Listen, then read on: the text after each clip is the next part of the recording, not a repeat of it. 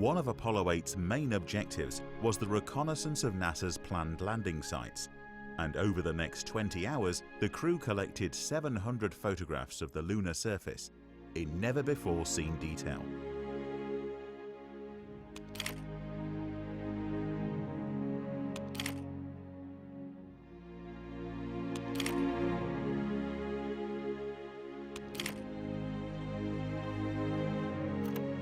On their 9th orbit of the Moon, the crew sent a Christmas Eve message back to Earth, which was watched by the largest global television audience in history. For all the people back on Earth, the crew of Apollo 8 has a message that we would like to send to you. In the beginning, God created the heaven and the earth. And the earth was without form and void, and darkness was upon the face of the deep. And God said, "Let there be light." And there was light. This really was magic. Those words have a raw power.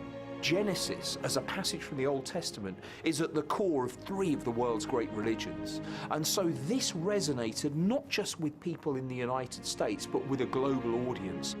This was no longer a nation fulfilling its national aspirations, but it was a world collectively represented by 3 humans traveling in orbit around another world and invoking a spiritual sense of identity that rose above the petty bickering.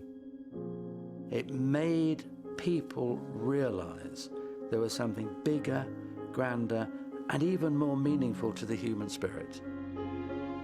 And from the crew of Apollo 8, we close with good night, good luck, a Merry Christmas, and God bless all of you on the good earth. However, the most famous image captured by Apollo 8 was not of the Moon, but of the Earth. Known as Earthrise, this photograph was taken by astronaut Bill Anders and is believed to be the most reproduced image in human history. The power of that image gave humans on Earth a perspective of just how unique in our solar system our planet is. All of life that we know thus far has emerged on that pale blue dot, that sphere that's there. And to imagine that 3 human beings can look back at where they came from and cover it up with their thumbs, it still makes the hair on the back of my neck stand on end thinking about it. And these things, I think, are tremendously important to give everybody a view of our place in space, because that's our world. Look how thin the atmosphere is, look how fragile it looks, look at all this space around, and it's tiny. Look after it.